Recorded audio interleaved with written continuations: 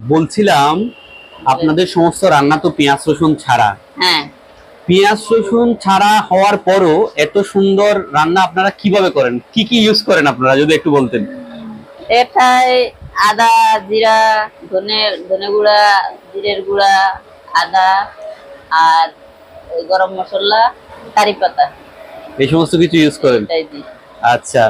হরে কৃষ্ণ হরে কৃষ্ণ কৃষ্ণ কৃষ্ণ হরে হরে, হরে রাম রাম রাম হরে হরে। হরে কৃষ্ণ মাতাজি। হরে কৃষ্ণ। অনেকদিন পর আমরা কিন্তু আবার চলে এসেছি নন্দরানী কিচেনে। আপনি কেমন আছেন বলুন? আমি ভালো আছি। আপনার নামটা একটু বলবেন? আমার নাম মুক্তা রানী মহাজন। আচ্ছা, আপনি সবসময় নন্দরানী কিচেনের যে স্পেশাল আইটেম গুলো সেগুলো রন্ধন করে থাকেন। এখন আপনি কি রন্ধন করছেন?